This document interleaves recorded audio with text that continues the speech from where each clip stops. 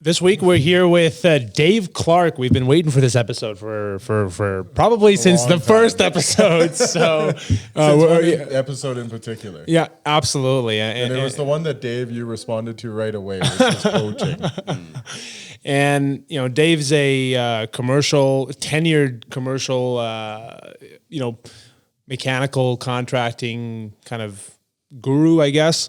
And on the flip side, he's also kind of an all-around construction industry enthusiast. We're very excited to have you on, Dave. Welcome. Oh, thank you.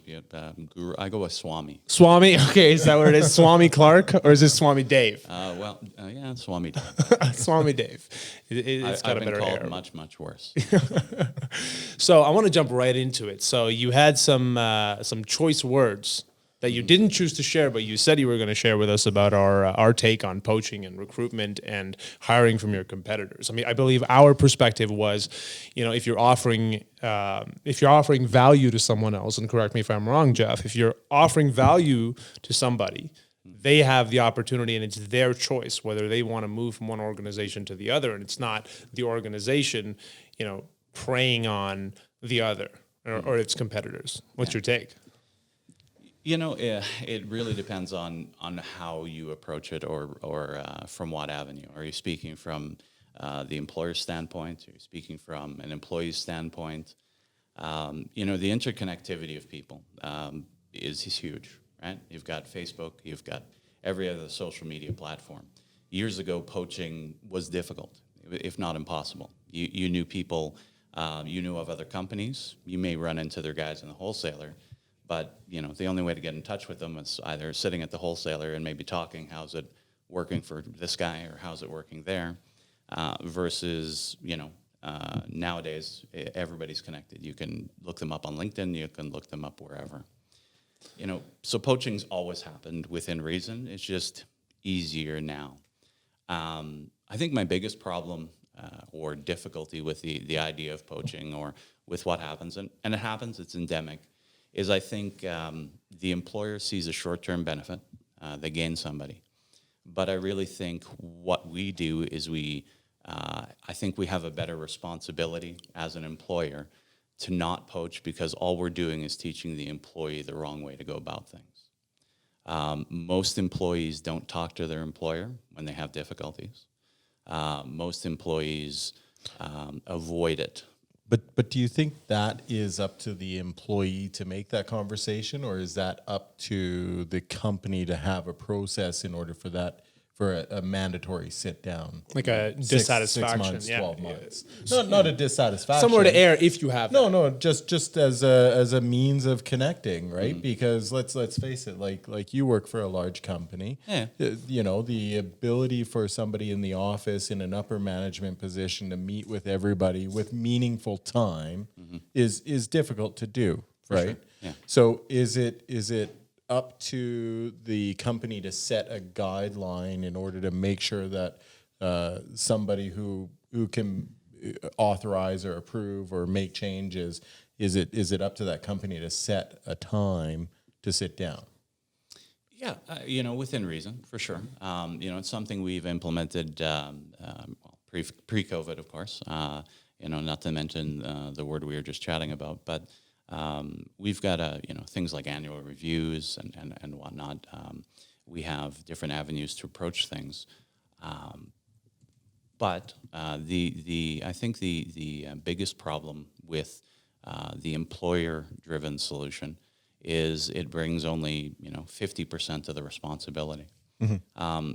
We live in a day and age where you have to flip on Facebook, TikTok, LinkedIn, whatever you want to turn on. And don't say TikTok too loudly. Tom will jump out of the seat, jump on the table, and start dancing. As long I can play a tune.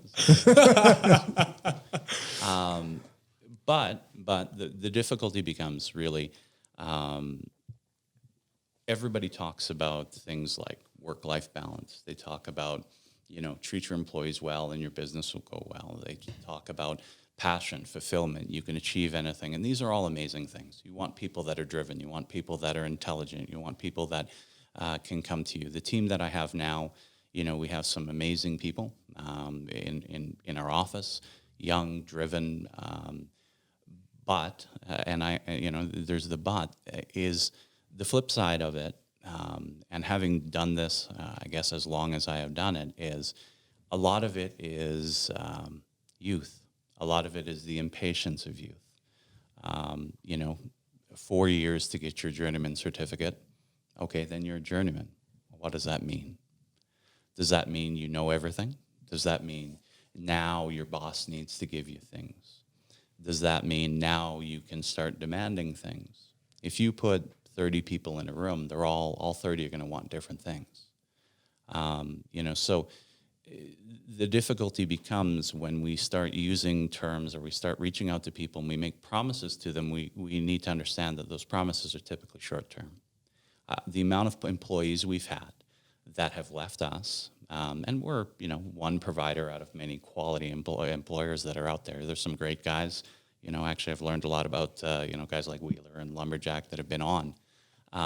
But it's something that they leave. Things are great. It's amazing. I'm so happy. 6 months goes by. Yeah, it's great. A year goes by. Yeah, I'm enjoying it. And 2 years goes by, and it's plumbing. Right? Yeah. And I know that because simply time in the trade. I've seen the transitions. I've seen the fact that youth struggles with, man, I've got 35 or 40 years left in this. This is going to be, this company, oh my God, I'm back to this type of job. And, I don't want to do drain cleaning anymore. I want to do nothing but boilers. Well, I did nothing but boilers. It's pretty boring as well. Any repetitive thing is going to. Of course. So how many people you think have left where 3 months later they were going, oh shit, what did I do? I don't think it's 3 months. What we've typically seen, and there have been, like, Reagan is a large company. Early on, we saw some high turnover. With some recent, I say recent, in the last 4 or 5 years, there's been some large changes, and we saw higher turnover. When you have 60-ish field personnel, when you're starting to see 1 or 2 depart every 6 months, most people would not call that high turnover in the trades. Some still might. And that's our average right now. We're seeing about one every 6 months, and there's a variety of reasons. We've had a gentleman go across the country. Well, you can't fault him. Yeah. Right? That's natural. But it just comes down to time frame is usually it's the euphoric. It depends on the company. It depends on what they're promised. Mm-hmm. We're interviewing. We always say we're hiring. Obviously, there's been some pause on that with the recent economics. The last several weeks, we're hiring again, and we get a lot of I was promised this, and now it's not working out where I am. So they're applying to us, right? And one of the things that we really try to do, myself, the general manager, who are in 99% of our interviews, is we try to look at every company and say, you know what, can't speak about that company. We do or we don't know of them. But, one of the things we really work very hard on is making sure people, have a relatively good path. Mm-hmm. But that path has to be charted by both. And I feel that what we find, whether it's the modern employee, is there's so much demand put on employers, and I think you're going to see some pushback on that. You already have within reason, depending on the company, in this current economic marketplace. You're going to see where employers want to do more. Most employers are good people. They want their people. They don't wake up in the morning and say, whose life can I make hell today? Yeah. But there has to be limits. And the only person who knows the finances and the scenario of the employer is the employer. Mm-hmm. And employees come in and they want what they want, and that's great. If they don't get whatever it is, and it's always different. A lot of times people say, oh, it's money. Somewhat. A lot of times it isn't. It's opportunity, or it's this, or it's impatience, or it's just they're bored. And they need to leave. And we're okay when people leave. And that's the other thing is is if it's for the youth side of things, for the impatient side of things. We've seen the cycles, and we've seen it where we have to be comfortable to let them go, experience the world, and sometimes they come back, sometimes they don't, sometimes they find a better fit. I mean, I maybe wanted to pause and kind of reflect on the whole idea of youth and impatience. I mean, I'm sure you'll agree with me. I'm very interested to see okay. what Vresh has to say on the youth and impatience. Okay, here. as a diagnosed individual with ADHD, but I will kind of jump over that. There are, I think, maybe reasons that people would potentially look outward within those, within that youth confines when you're talking about age. Within those confines of youth for reasons other than just impatience. Maybe it's challenge, maybe it's, a vision that they have of what a life in the trades is, et cetera, et cetera. Yeah. I think that I'm sure you're not blanketing everybody within that category as someone that is impatient because, there's people like myself who discover as you roll through the industry what, externally might seem like, oh, this guy's just jumping from one spot to another, where it's actually, you know what? I thought I liked working for a manufacturer. And then I realized, I only know one facet of the industry. And then it becomes, you know what, I want to learn a little bit more. And then you move into maybe working at either an agency or a contractor or a wholesaler. I guess that's the best question is like losing somebody to another contracting company. Does that affect you versus if they leave to go to a wholesale or a manufacturer to try and expand? We used a boiler guy as a passion, right? Yeah. Like, oh, I just want to do boilers all day long, right? Like, is that less of a kick in the beats than losing it to a competitor? Yeah, yes and no. One of the things that I try to do, I'm not perfect. There are some people who depart under bad scenarios. I can talk about giving notice and its intent. Out of the I don't know, probably 60 employees, maybe more over the last 15 or 20 years when I've run businesses, I've had less than what I can count on a hand who have fulfilled the intent of a 2-week notice.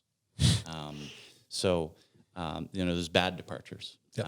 There are good departures. At a base level, and perhaps some watching this will probably laugh when I say this, I really have the type of brain that I separate the personal and professional.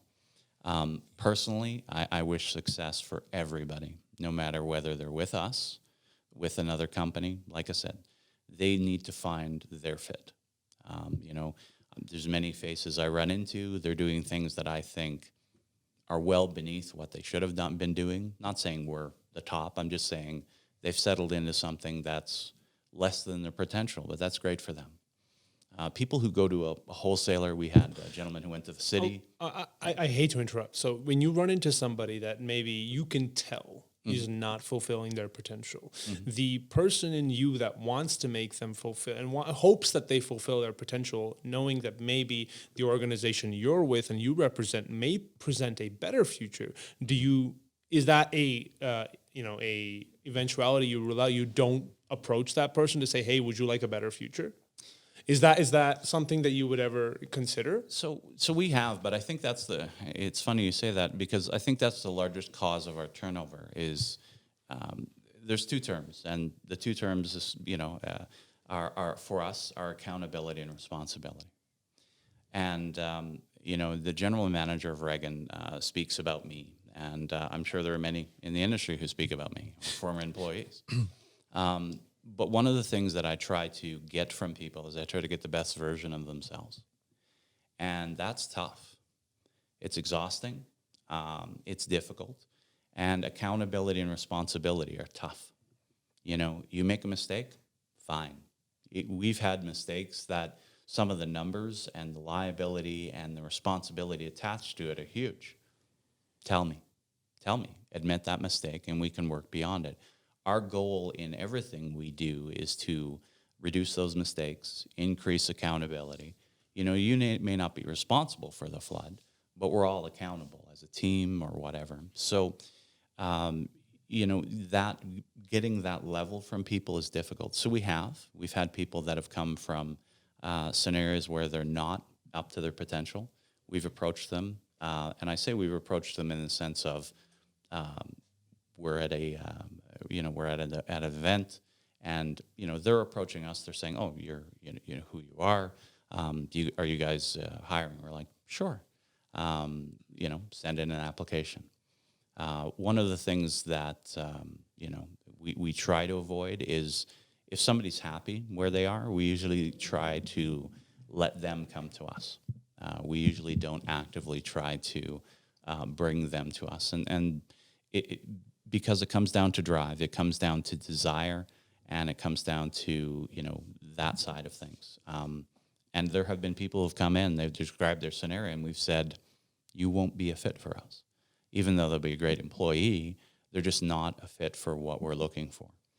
So how do you get the interest of somebody approaching you? Like you talked earlier about social media and people going on Facebook and LinkedIn and obviously like there's a lot of companies that emphasize social media and painting this glamorous picture of it. Is that something that that you see people leaving towards, or is that something that companies do in order to get a culmination of good people on their team? And so, I think it comes down to, I'll say, popularism.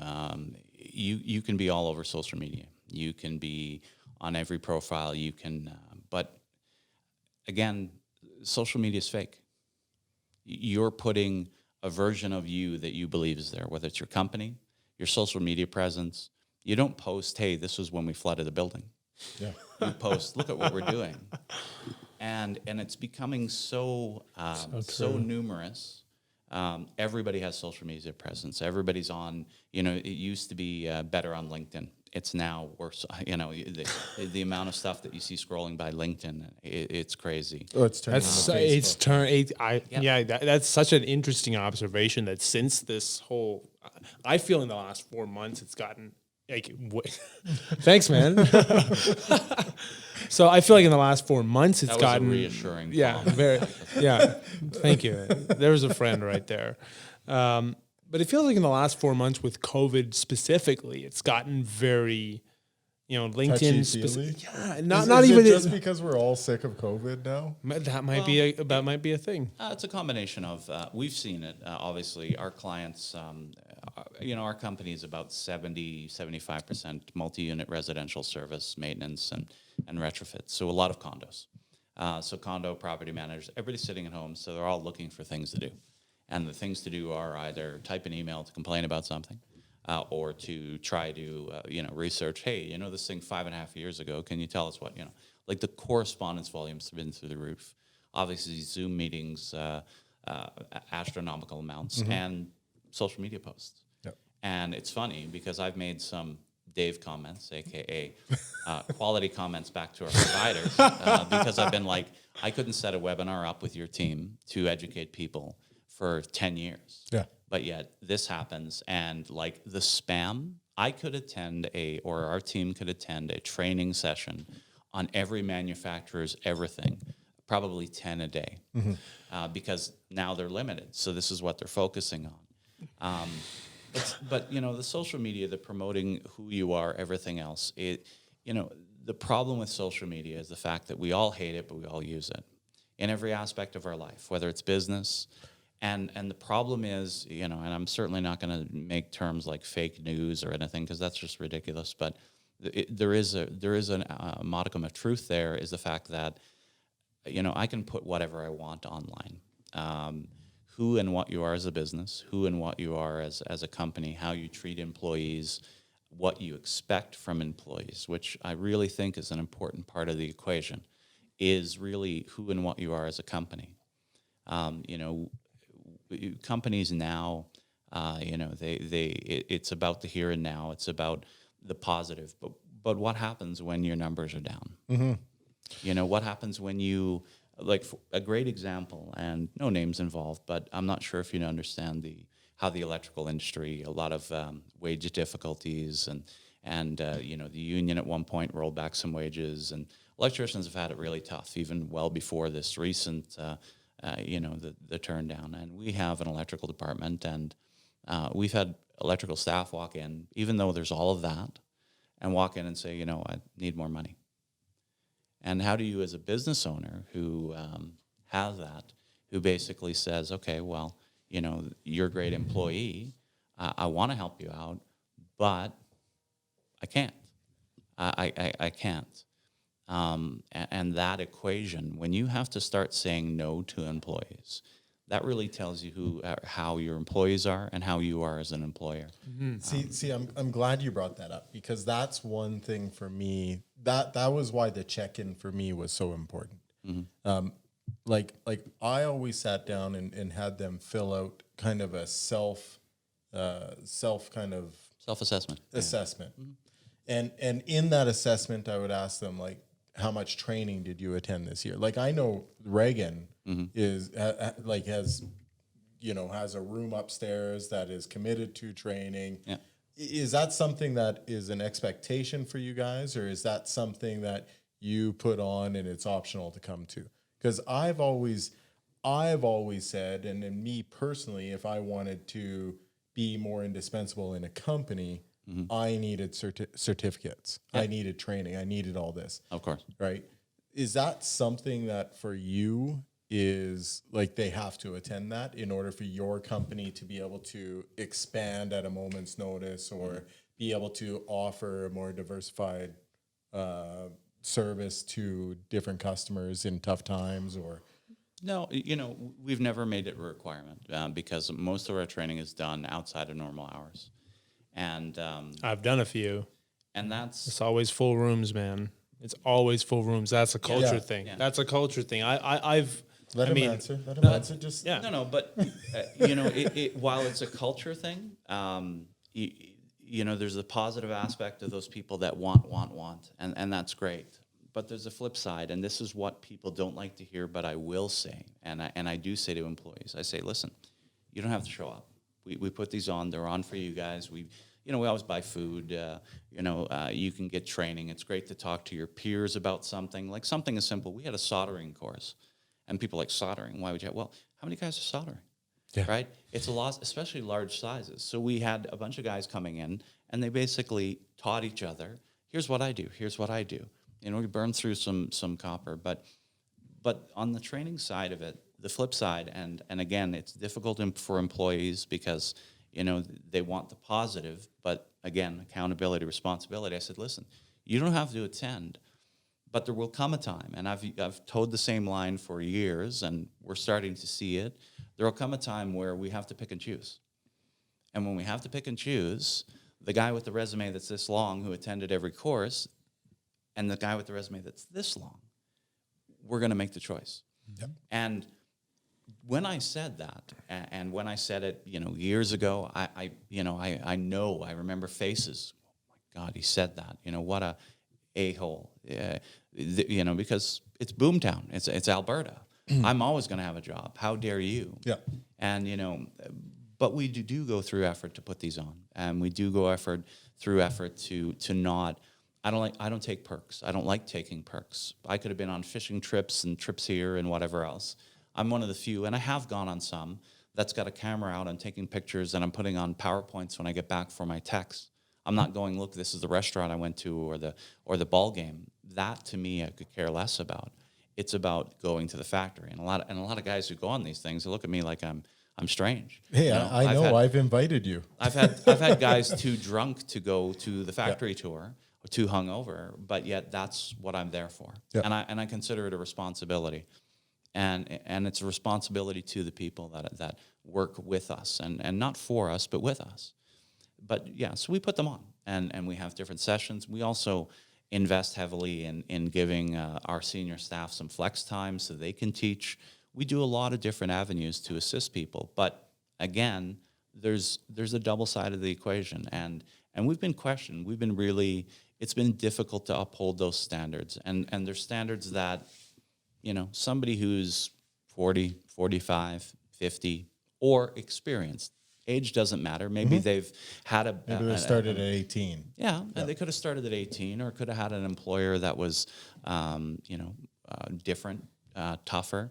I've had guys who, they've come into our offices, they've applied, they saw an ad online, and they're literally almost breaking down that they don't want to leave the company they're at. They love them, but they got a family, they don't have the hours. Yep. So, we see a wide range of people, but it comes down to the experience overall. And we have a lot of people who love what we provide, but the ones who love what we provide are usually the ones who have that either world experience, life experience, or they understand that there are times with every employer, and it may not be initially, maybe a year or 2 years into their creation, or 4, where they're going to have to make choices. Whether it's a choice, we've had great techs that I've had to say, I'm sorry, we've got to let you go. And they're flabbergasted. And it comes down to their safety record. Or our insurance says which is amazing to me, like especially in Alberta. Yeah. Right. It's been Maybe we can pause here and talk about that for a couple minutes. While we're gonna pause here, Dave, you brought in Remy Martin. Why don't you talk to us about this while I pour myself a glass here? Why that? So cognac. Cognac's an interesting drink. Most people don't know what cognac is. This is entirely my stepfather.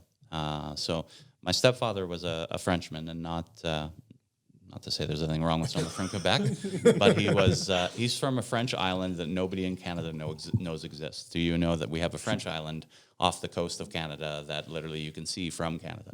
Most people don't. Yes. Okay. So he was from basically Saint-Pierre, Saint-Pierre-Miquelon, right by Newfoundland, essentially. And so my stepfather was a connoisseur of a lot of things. He was a connoisseur of wine. He's the one who taught me red wines.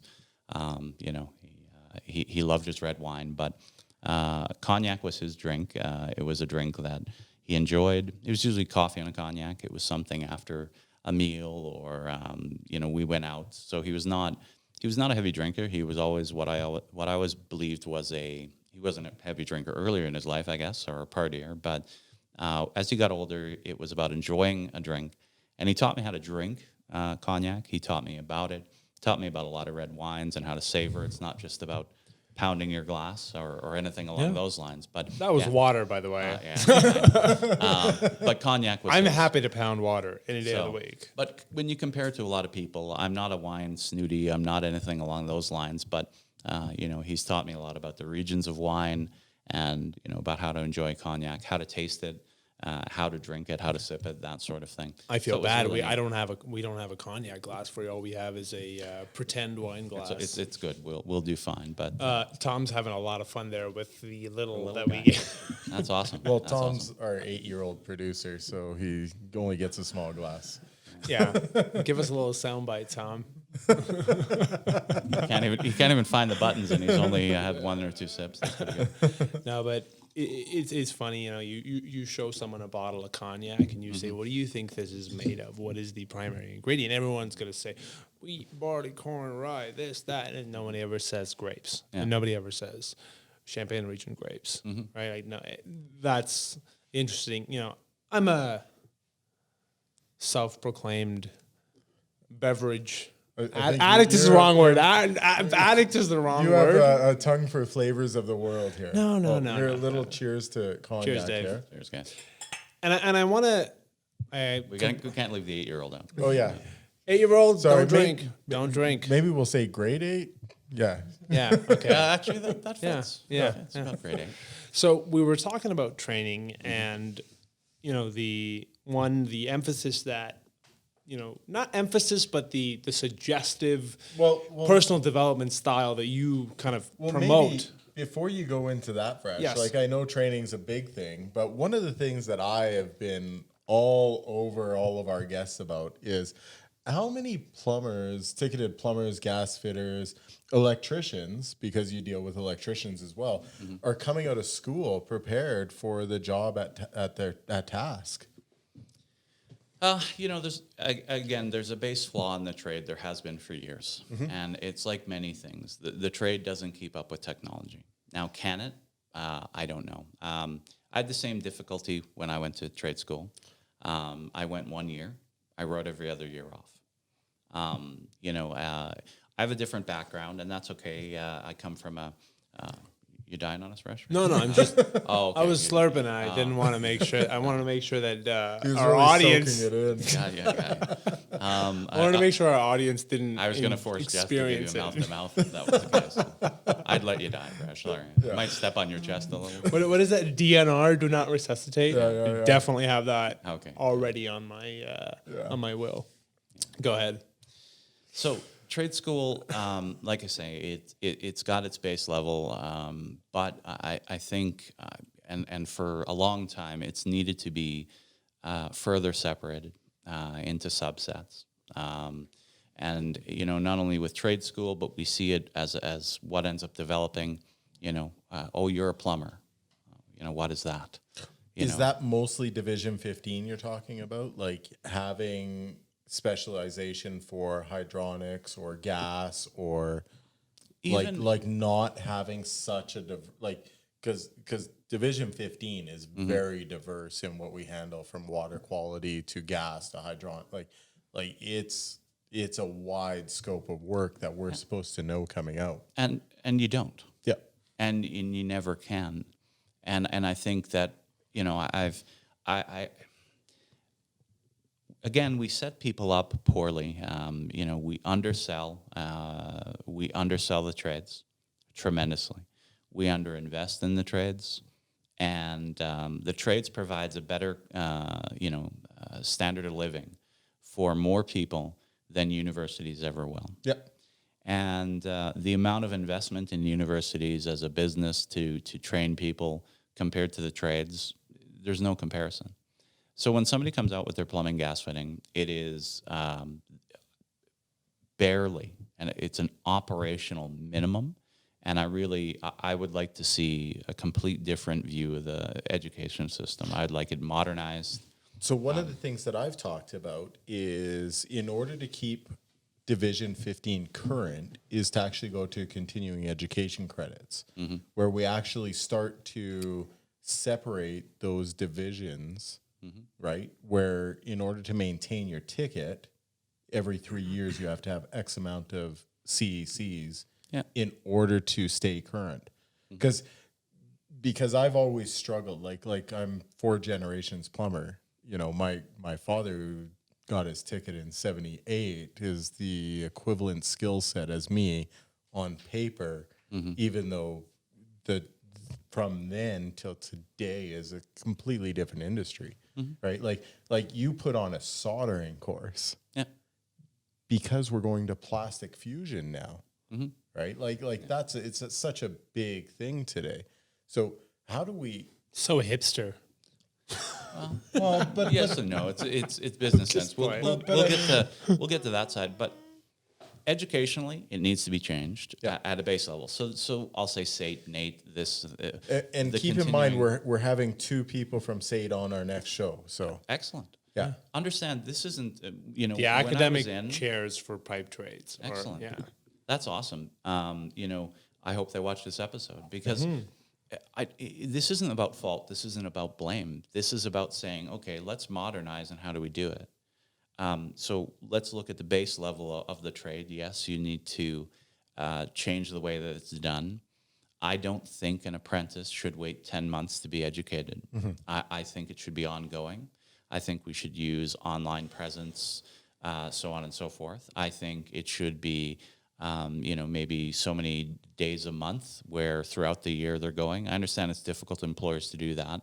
Then, the online can assist. Maybe it's a Saturday. Well, is it like you have how many people are in the field for you? Like if you knew a schedule of this guy has to be in the office every Friday. Sure, but I'll say we're an outlier.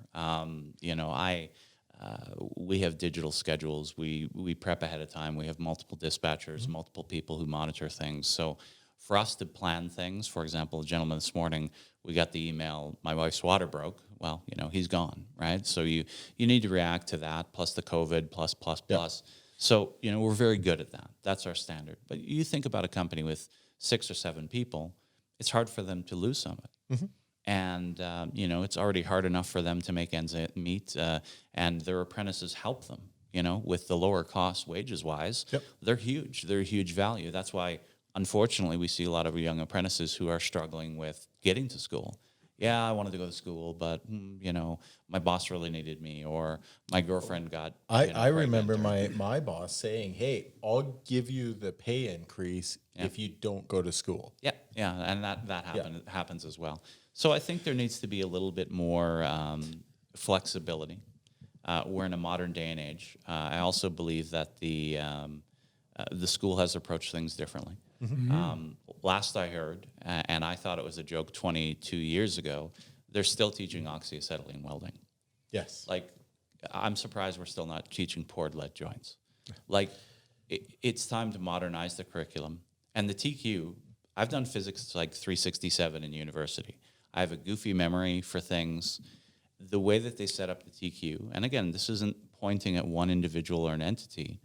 Stop trying to dupe people with words and teach and test their knowledge. And that's what I have a problem with the testing. Yeah.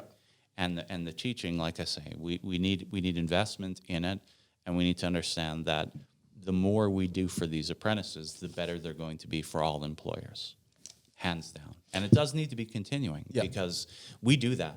We're already doing that as a company, so why not? Why doesn't everybody? How about finished product? Like it's one thing marking A, B, C, or D. Sure. But what about finished product? What about grading the quality of work that's coming out of these guys? And sorry, these people. No, don't say you people. Whatever you say. No, these people. You're done. No. How dare you? So grading's in the eye of the beholder. There's a lot of things you have to look at. How you grade their skill set when they graduate. Obviously, that's more of a intellectual. The test? This. The practical is really supposed to be relied on. That's the job of the employer. But I think employers have to be held to standards as well. Whether that's an entity that comes around and from SAIT and maybe if the program changes, it's still throughout instead of 2 months, 12 months. But your teacher or an inspector is coming out to see how you do in the field, how you do in these applications. Like I say, people rely on the employer, but I know employers who literally, you're good at this, off you go. Right? How many guys have been pigeonholed? I have guys who run. I know guys who they run PECs, and that's all they've ever run. Yep. Or cast iron. Oh, you're good on cast. Well, here's a high-rise tower. See you later. After 4 years, all you've done is cast iron. And see, we used to call those plumbers high-rise plumbers, Yeah. right? Because they would go through their whole apprenticeship doing diverters. I have a very, very, kind of similar question. I have a question on the topic that and this is for both of you guys. I mean, we had when Eric Willer was here, he kind of talked about, there's certain organizations when you see resumes come by with like their name on it, and this is, kind of quoting him.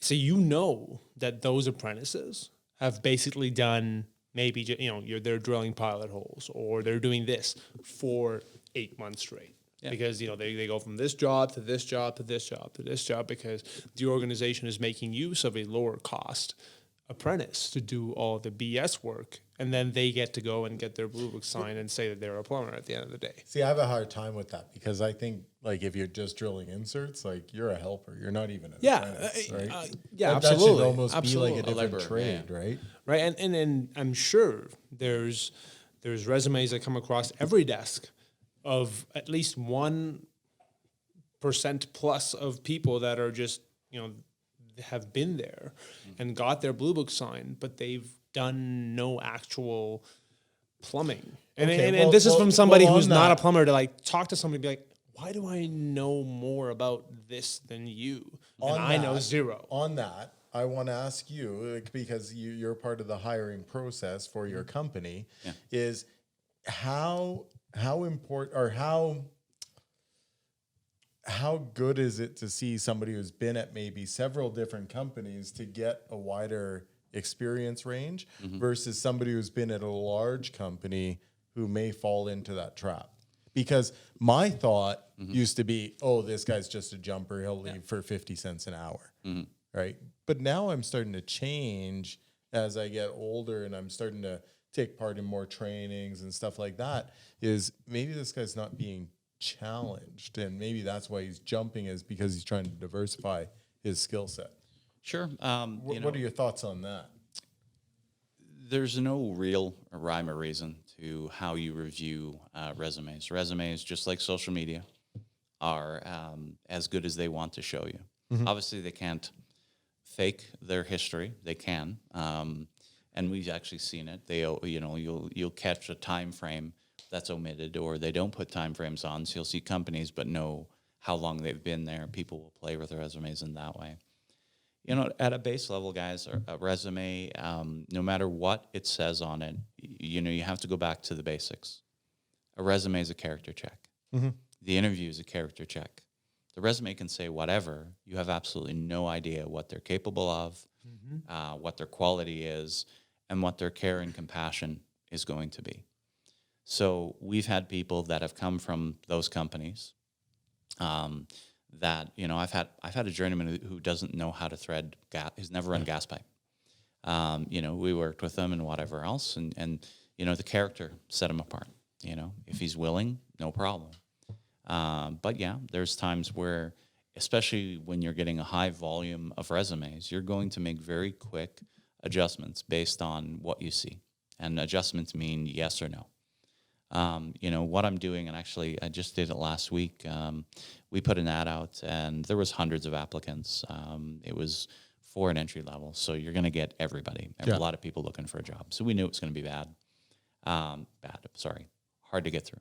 So the GM took, he takes the first whack at it and goes through, and he presents 40 to us. And I'd normally go through, and I'm like, you know what? I've got a great group of guys in our, I'll say junior management estimators position. And I said, guys, here's time to learn. Here you go. Here's their resumes. Here's their names. Here's a table. Tell me yes, no, why, this sort of thing. So on all those names, it was, I think, 32 overall, 33. They gave me yes, no, why, and it was great to see the different opinions. They've all been with us a number of years. They all know who and what we are, but out of all of them, they all had different opinions why bringing somebody in or not. And we were able to break it down to 6 to interview, and I interviewed it with essentially what I'll say is like an acting manager, assistant manager for the plumbing department, and he and I did the interviews instead of the GM and I. And even he and I in the interview process had different people we would rank in different ways. Not vastly different, but and again, it comes down to, you speak about what you're learning as you get older or more experienced, is some things you look beyond.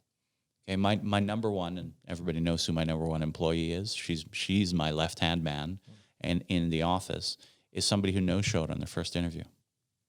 We've never called somebody back on an interview who no-showed, ever. She was the only one we ever did, only one we ever have since. And she literally, people will be like, okay, what is Dave saying? Go to Erin. Erin in her office, she just came through her 5 years with us, and she's amazing. But again, a no-show. And she was a Tim Hortons employee. No office experience traditionally, but my GM is amazing at looking at a resume and seeing character. So what did he see? You see a Tim Hortons employee. He sees an assistant manager at one of the busiest Tim Hortons in Canada, or in Western Canada. He sees this girl also putting herself through business school. He sees this girl with a valid reason why she didn't show up to the first interview. So he saw character very early on, and she's knocked it out of the park ever since from that moment. So a resume is, it's an advertisement about who you are. But when you're reviewing it, you have to vet through the hundreds to get to the 30, to get to the 6, to get to the employees that you bring on as part of team members. But at the end of the day, you have to say, okay, well, just because they come from that company doesn't mean they don't deserve a chance. But then you have to make the business decision. So, there's both sides. And you're gonna choose one way versus another based on a multitude of factors, and you may or may not be right. We've had amazing resumes that have turned into terrible employees. Pardon me, I don't like that term. That have turned into employees that did not fit with us well and have gone elsewhere. Absolutely. But on the flip side, we've had resumes that have been like, we really need somebody, but okay, we'll offer him the job. And then you're like, please don't flood a building. Please don't, like it's almost like that. And they've turned into amazing people. Yeah. And like, I mean, amazing tradesmen, conscientious. They've just been the strongest overall. And you're like, how do you get these different worlds? So there's no formula for it. There's no exact thing. But it's such a disservice. And again, it comes back to the standard where we started this conversation today, the standard of the employer. It's easy for me to pigeonhole somebody. Yep. It is the reason why we went about things at this group, why I implemented changes for training, for everything. And we're not perfect. We're far from it. But the amount of companies, even this one, when I joined this company, it's, I was doing boiler teardowns, combustion, everything else. I came here and they're like, go change the thermocouple. I'm like, we've got guys that work on boilers, the standard, right? And I don't want guys who work on boilers. Yes, there will always be different tiers and people who excel on different things, but I want everybody to learn and grow over time. It takes time. You can't give everybody everything, but that's my end goal, is that people, are very strong in the trade. And we find whether they're poached, they leave. Our employees, if they go elsewhere, are typically the top in the company they're at. And that tells you a lot about, our basics, our standards, how we go about things. Okay. Well, we're going to shift to something new here. This is called rapid fire. This is to get you to know you a bit more. You get 3 seconds of question. Say the first thing that comes to your mind. No passes, no Google, no lifelines. Wow. Boxes of briefs. Briefs. Briefs. Coffee or tea? Coffee. Tim's or Starbucks? Starbucks. No, really? Yes. Come on. 2-1. Tim's is watered down, man. I drink a lot of Tim's. For me, it's I about drink service. I drink a lot of McDonald's, man. Like, let's be truthful. I'll watch people lined up 75 See, I'm deep about at this. Tim I'm about the Hortons, McDonald's. I like it. and McDonald's is empty. It doesn't make any sense. When you think of quality of coffee, yeah. Really? But I probably drink 10 times as much Tim's as Starbucks. That's just because that's where everyone goes. Yeah. Anyway, let's wrap it. Car, truck, or bike? Truck. Beef, fish, or hippie? Fish. Ooh. Union Okay. or non-union? Non-union. Oh, Apple or Android? Android.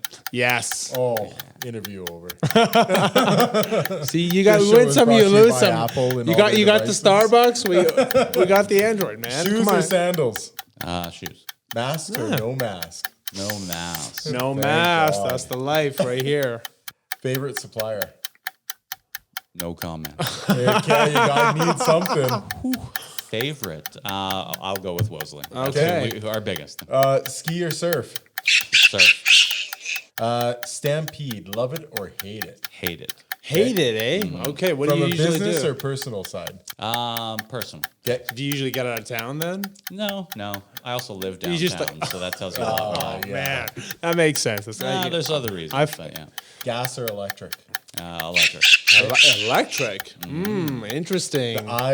We may have We to have to talk more. about that. Okay. Digital or analog? Digital. Digital. Who was your mentor? Who was my mentor? Wow, this is going to be an interesting one. Let's get into it. Ken Usselman. Ken Usselman. Tell us a little bit about Ken Usselman. Well, I actually brought him up recently. Ken, it reminds me of conversations that I have now. People want to go. They want to go other places, or, they look at different things and different employers. I worked for Ken a long time ago. Well, he wasn't alive, but He No. may not have I been- definitely wasn't alive.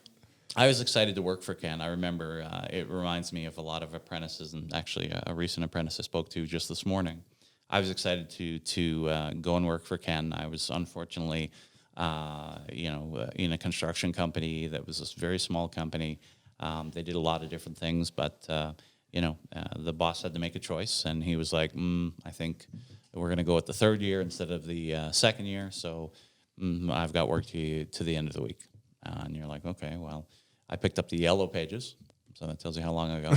Flipped through it, whatever else. And I opened up the Sun. And in the back of the Sun, the Calgary Sun, there used to be ads for the trades, and I saw this company advertising, and I called them and I said, are you looking for this, and they hired me. I basically went to meet the owner in his house. He ran his company out of his house, and the thing that I can say about Ken is his personality it was tough for me as an employee.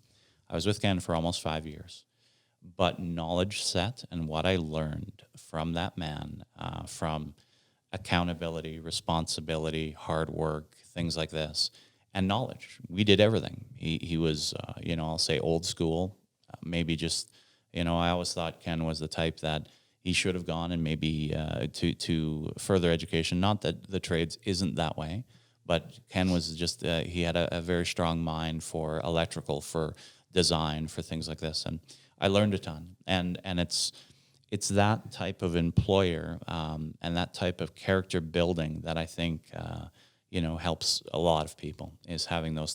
I can remember the toughest people from school, university, professors, you name it. Those were always the ones that pushed me the furthest. Yeah. And, it's that whole, success versus failure. Failure teaches you far more. The tougher ones will teach you far more. Ken was tough to work for. You hate him at the time, but you love him in the end. Yeah, I was young. I think if I was there now, certainly his personality still would butt heads. But I learned a lot. I learned a lot about hard work. I learned a lot about the value of work.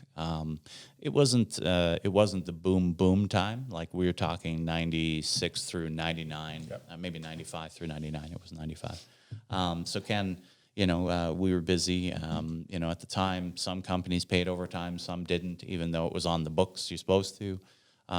So it was tough. It was tough. And why I left was because of a disagreement. It was one of those moments where he drew a line in the sand, I drew a line in the sand, and it was like, here's your truck. Did you regret it after? Yes and no. Like I say, the learning after Ken was a lot less. The grass wasn't greener necessarily. I then tried my own business and did things like that, and I eventually ended up in Reagan. But what Ken taught me, either indirectly or directly, nothing but. And I highly doubt even now he realizes that him being who he was set a standard in me that I think it's been part of my success, not only in the trades but elsewhere. I work extremely hard. I'm very driven. I'm very focused, and that's one thing I can say about Ken is that's where I got a lot of things, and it's complete indirect. It's not. It wasn't like he was sitting beside me teaching these things like a tutor. He was just a certain way, and I think because I had always gotten away with things, I was always smart enough to work around things, and my effort even through high school and whatever else. Like I didn't study, I didn't do anything. I could memorize things really quickly, so I abused that, and I think Ken's standards really helped ground me as a person. Well, I do want to go back to this gas versus electric. Okay. So, explain yourself.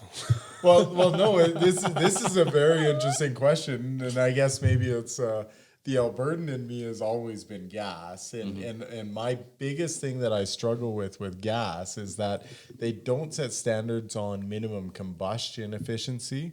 And in Vancouver, I see them trying to make all of Vancouver electric, and I think it's the worst thing possible. Yeah, it's terrible for the environment. Well, in Vancouver's case, it is because they did actually set up a dam that is going to severely affect the ecosystem in that region. And look at the downstream, let alone the upstream production for batteries, whatever. Look at downstream. Yep. Look at how bad it is downstream. It's crazy when you have to dispose of these batteries, dispose of these vehicles. It's nuts. I think the gas versus electric is I think we can do better. That's really where I come from. Whether it's amazing consumption levels for fuel for gas, or whether it's a different viewpoint for electric. Listen, I'm not going to go into the politics of global warming or climate change or this, and I'm certainly an Albertan, but one of the things that I have a great ability to do is I'm right-leaning on some things, I'm left-leaning on others. I'm not one far way or on either side. But I want conversations and I want solutions. I don't want you to say, well, I'm gas, I'm electric, screw you. And this is what we have. I won't get into politics because people burn down your studio, but we have these arguments where you're right, I'm right, and it's like, we just need to do better. I think electric has more positive avenues. I think we're going about it poorly, but I think it has more positive avenues. Gas, listen, what we're doing to the planet we're on, whether it's this or the next thing or, mass deforestation, we do have one planet. We're growing at an astronomical rate. This is a shout out to Matt Abel, who works for 4 kids. Like, who does that nowadays? Right? Matt Abel. So yeah, Matt, like 4 kids, like really. But population growth, everything else, it's just to a point where we have to do better. Yep. We have to do it better on a lot of things. A perfect example, just this morning, I ordered some vitamin D. I take vitamin D, I don't get in the sun, I'm undead, whatever. But you open the package. Yep. You open the container, and it's a pill container this high, and it's that full of pills. Now, maybe there's a reason, packaging-wise, I don't know. They don't want the pills to stick together, this and this, but I don't want to generate that much plastic. Yeah. I want to do better. Did you hear about what the Netherlands has just passed, where for 2021, they will not allow plastic into grocery stores? Yeah. And I'm talking in all the manufacturers' packaging. It has to start at the top. It has to start at the point of manufacturing, because we already know that recycling is a farce. You all this blue bin, we all bought in, you're taxed, you're this, but there's nowhere to take it. So they're burning it or they're throwing it in the landfill anyway, especially since some of these other countries have closed their doors to it. So we need to do a better job. And that's my point is, whether you're gas, electric, whatever you are, you have to say, let's just do a better job. Yeah. And if that's gas, electric, hybrid, let's just keep on pushing further and further. I don't want to be either way. I just think that more environmentally conscious on things and just saying we can do better on everything, from that vitamin D container to, other packaging. You buy a salad in the supermarket now, it's like, oh, it's prepackaged. And then in the package is packages of packages that are packaged. And it's like you're having a salad and you look at, there's a salad and then there's a salad of plastic that you've got to throw out. It's like, we can do better than this. That's it right there. The hashtag salad of salad plastic. Yeah. So, yeah. Oh man, and I maybe want to jump on this whole idea of packaging and the supply chain really relying on, the way things are brought to the end, either consumer or customer, and look at the option of buying local and buying regional and buying national. Right, so the whole idea of made in Canada, we've asked this question to quite a few of our guests in the past, and I maybe want to, ask you about, within the construction industry, what is your take on trying to be as local as possible, or if not local, at least within the confines of the country? And I want a secondary question on a follow-up on that, is the combustion side. How important is that to the end user? Canadian and combustion efficiency. So, buying Canadian, it's something, again, we'd all love to do. We look at the latest closing borders and the difficulty, and I think it was I'll say a wake-up call, but it's not a wake-up call. It's an alarm going off that everyone's going to ignore. The world is going to go back to normal. Ships are coming from wherever in the world. Everything is cost-based. And, the problem with products is you are always up against the cost. It's unfortunate. You want to buy more. There are certain things, for example, food. I have the luxury of not having to worry about the cost of my groceries. Yep. I'm somewhat elitist as to what I put into my body. I'll go, and it doesn't mean organic. I just mean I literally have never looked at a price for years. I go, I look at a product, I'm like, cool, this is this. My fiance has been like, what are you doing? This one's on sale. I'm like, I want this. Yep. Now, not ridiculously, but groceries, it's about what those choices. But you're talking the construction industry. A bid spec comes out, or a drawing comes out, and you're competing to race to the bottom. So it's how cheap of a product can I purchase that matches these specifications, and that cheap product is going to be made elsewhere because of, here we have standard of living, we have minimum wages, we have unions, we have whatever. As we've become a more, global planet, it is far easier to get a medical mask made in China than it is to get a medical mask made in Edmonton.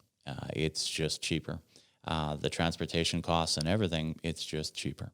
Yes, there may be some delays, and yes, obviously when you close borders, it becomes a problem, but, when is the last time the world has ever seen something like this? World War II, maybe? And then transportation, there was no such thing as not made in America or Canada.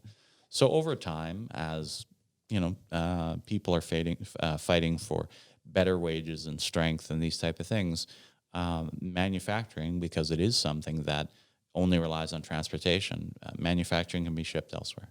So, but if you want quality or if you want something and you want to do Canadian, great. I'd love to. The problem is, rarely do I know. Again, it comes down to if you're in the grocery store. Something I learned a few years ago is the majority of our meat, because it's worth more elsewhere, gets shipped. Our beef is shipped elsewhere, and we eat something like a lot of Australian beef or something because, how silly is that? Yeah. But that's unless you got to read it and Canadian beef, and there's a little bit on the beef side of things. But do you know where your spaghetti is made? No. It's funny you say that because a lot of produce coming from BC, the market price in other countries, we don't even see a lot of the fruit that's from BC because it's going to Japan or somewhere where they will actually pay Way more money for that. Economics, at a base level, economics runs so much of our world. But do you think it's like when you talk about going to that lowest price, are you selling to the general contractor or are you selling to the end user? Like, do you think it should be something that the end user would want to be a part of, knowing why your quote was what it was? And to maybe put it into like a commercial perspective, it's like, hey, our office spaces or that are for lease are all done, every single piece of equipment in here is Canadian manufactured, is Canadian made, and all of the accessories and the piping, it's all Canadian. Sure. Local, et cetera, et cetera. Yeah. Again, when it comes down to perhaps quality items for the end user, you see that in some instances. Rarely in corporations choosing. It's usually an individual's choosing. So you'll get some residential clients and things like this that want to have what you are telling them is better. Like Apple. And then you have Never. And then but businesses, let's be truthful. They want to build a building. If they're a long-term holder, some of the property holders, they want a building to last. Sure, you may have different specifications, but everything comes down to the bare minimum. Warranties on products. Most products are 1 year. Yep. If you go to different jurisdictions in the world, you see 5-year warranties. Here, our manufacturers are like, nope. It doesn't happen. So, the idea and the thought of made Canadian and purchasing Canadian, it's great. I'd love to do more of it to support Canadian, but unfortunately, we are a global marketplace, and in almost all instances, the lower dollar wins. Yeah. You look at the Walmarts, the Amazons. If you ever looked at Amazon's margins, they're infinitesimally small. It's volume based, and so nobody clicks on Amazon and cares where it's from. It's almost always, and they have some amazing analytics or metrics. It's almost always the lowest price. Yeah, that's what people choose. So that's human nature. Longevity, quality. These are things that it sounds good, but it's being priced out of the marketplace. You can't make something of quality anymore. I mean, speaking of a global marketplace now, is there anything within the mechanical electrical industry, some kind of new approach, a new technology? Is there anything that you're like super excited about, want to see more of, and are, kind of, holding your breath on? I don't get that excited over technology, but I have to say a couple things. Obviously, some of the scanning technology, like bit mapping, things like this. I think the guesswork out of providing a tender should be eliminated. How good is your guy at scaling a drawing? Oops, I forgot that hot water heater. That's silly, right? Having some of these 3D imaging and whatever else, it takes a lot of the guesswork out of the measuring and putting together proposals. So that type of technology, that imaging technology is really neat to me because it allows us to plan ahead. And of course, our market, we don't do ground up construction. So we're not creating it as we go. We have to attempt to retrofit. So the existing is huge. So being able to drop like a tripod in place and scan a room is huge. That's amazing. To be able to get accurate measurements and, that side of the technology spectrum is awesome. Some technology, I think, again, it's cost-driven. This all ties in. The mechanical fastening technology that we see, whether it's press, whether it's fusion, whether it's, crimping's been around a long time, but, expansion joints, push fit, this type of thing. It all has a place. It all comes down to trying to lower labor cost, and that's what they're generated for. And, those things I'm not excited for. We adapt to all of them. As a service company, you have to. Yep. You're replacing a lot of it.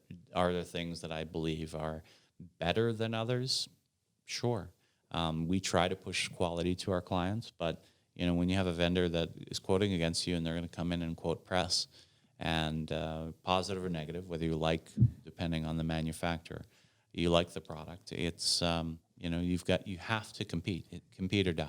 Mm-hmm. You can put the quality, you can put options for different things, and you can say why you choose it, but the end user has to choose. So that side of things, I'm not excited for, but it's here. It will be here, and it will continue. You're going to see more and more of it. Yep.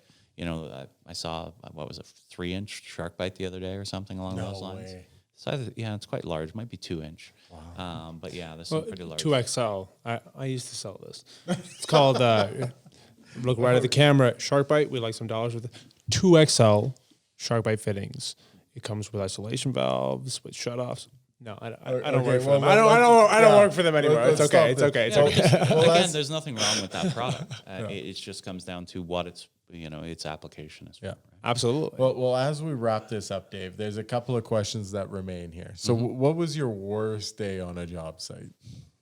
So my worst day, I remember it vaguely. I've repeated it a few times. We had, I was a third-year apprentice and maybe a fourth year at the time.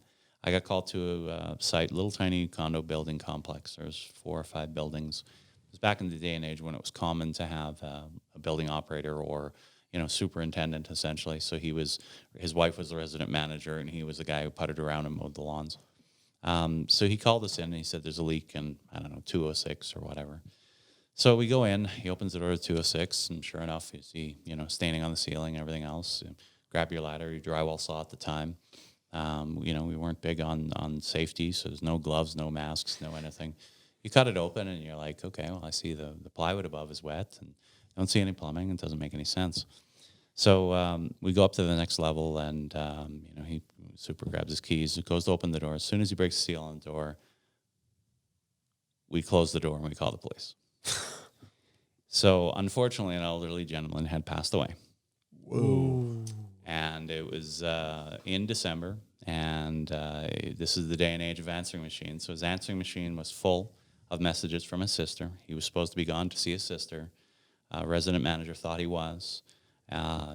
His mailbox was full, and unfortunately, yeah. So I was essentially playing in what was remaining of him downstairs. That was my worst day. Mentally, as a young man, I drained my hot water tank that day. And I literally, I remember I was like sitting in cold water, just the thought of the fact that I was in somebody's, like, I don't know, what's the term, interstitial fluid or whatever. Yeah. It was just, you know, and you're like taking it down drywall, and you think afterwards, like, did I touch my face? Did I touch you? You felt horrible for the family. You felt horrible for everything. You felt horrible for feeling horrible. But that was guys tell stories over the years and whatever. And, we had another issue a few years ago at one of our larger buildings. Some of our guys encountered something after the fact, but wasn't quite as bad. But those type of things there.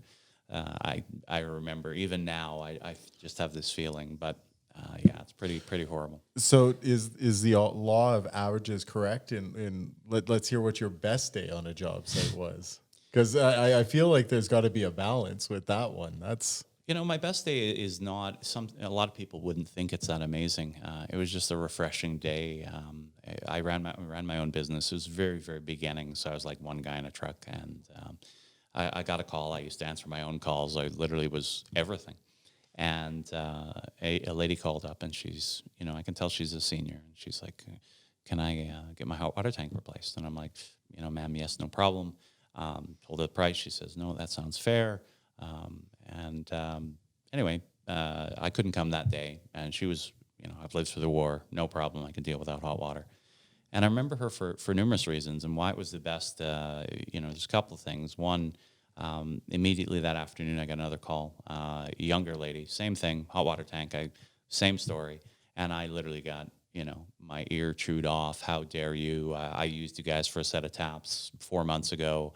I demand service now. And it was two different avenues. But I went out to this old lady's home, and I did her hot water tank. It was almost a 40-year-old hot water tank that was in place. It was amazing. But that lady, in dealing with her and respect and, quality, and I remember handwriting a check. I didn't accept checks, but I took a check from her, and, I knew it wasn't going to go anywhere. And she created more business for my business. She was interconnected in her church. She had been a nurse for years. She knew doctors. She knew lawyers. She knew everybody. I easily, off this hot water tank that came out of nowhere, this little old lady's house, tens of thousands of dollars, probably hundreds of thousands of dollars of business and contacts from this one lady. Like I'm talking, I ended up with commercial contacts. I ended up with a ton of work. So that one, like I said, it comes to mind because it was just so positive. She was so happy. She had a hot water tank problem. Her husband had passed. She didn't know what to do. She called a plumber, and you came in and you made her happy. And just the referrals. It's, we talk about growing a business, and you talk about different ways, social media now and spamming online, and we're this, and look at what we did, and everything else. But at the base level, whether it's accountability, responsibility, or character, you look at a referral from a client, and that's how you grow, word of mouth. I've never, even in where I am now at Reagan, there's absolutely no client I've ever met who referred as many people as this lady did for me. It's so funny. I always think the referrals are so hard to get, because usually when you do business, you're just meeting their expectation. Yeah. So I think to get a referral, you have to exceed expectations. Oh, man. Well, I really want to thank you, Dave. This was great. Thank you for the cognac. I'm sure we're going to enjoy it. All right, guys. Well, I appreciate it as well. It's been fun. Yes. And we're definitely looking forward to having a lot more debates with you as we go through this journey that is Talking Apes and 4 Media and Events. I do need to comment about your sign.